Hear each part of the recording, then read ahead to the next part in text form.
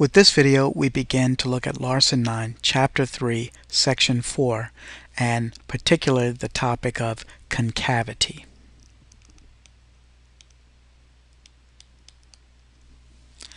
Concavity describes the trend of a graph. We may know that a function is increasing. For example, in exercise number 1, this function is increasing at all points along the interval from 0 to 2. However, the trend is that it is increasing with greater and greater slopes. So we can say that not only is the first derivative positive, but the first derivative is increasing as well. And that leads us into the idea of the second derivative.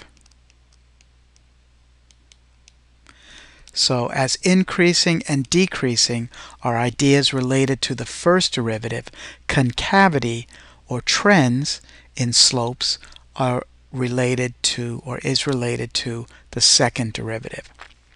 So in example 1, we see that we have slopes that are increasing steeper and steeper as you go along, and it kind of gives the shape of a cup, and we call that concave up. Concave up looks like a cup. And number 2, it's still increasing, but the slopes are decreasing in their steepness, and we call that trend concave down, and it looks like a frown. So concave up looks like a cup.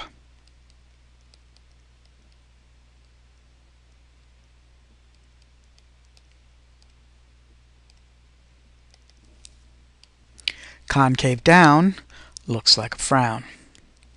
Now when a function is concave up, its slopes are increasing in steepness. When a function is concave down, its slopes are decreasing in steepness, or becoming more negative, tending towards negative slopes. Whereas with concave up curves, the slopes are becoming more and more positive as you go along. Now, when a function is increasing, we say its derivative is positive. When the slopes are increasing, or the derivative is increasing, its second derivative is positive. So when the function increases, the first derivative is positive. When the slopes increase, or the first derivative is increasing, the second derivative is positive. And this goes with negatives or decreasing as well. So when a function is decreasing, its first derivative is negative. And when its slopes are decreasing, its second derivative is negative. So this is what we have in examples 3 and 4. We can see that at each case the slopes are negative, but in case 1 the slopes are not only negative but becoming increasingly negative. So again, that's an example of being concave down. The slopes are decreasing, and so that is concave down. It looks like a frown.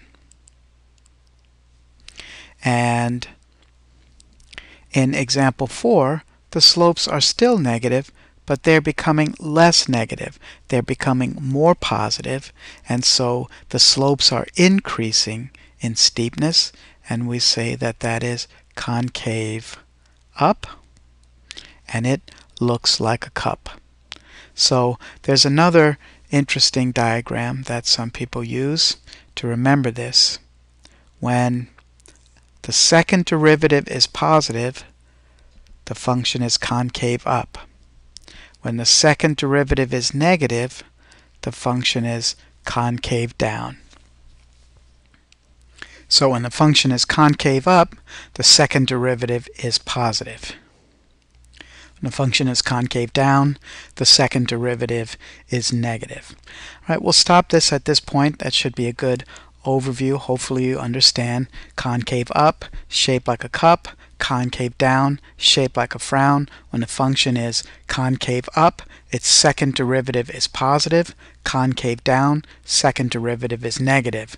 What does it mean to be concave up? It means that the slopes, or the first derivative, is increasing. Just like when a function is increasing, its derivative is positive.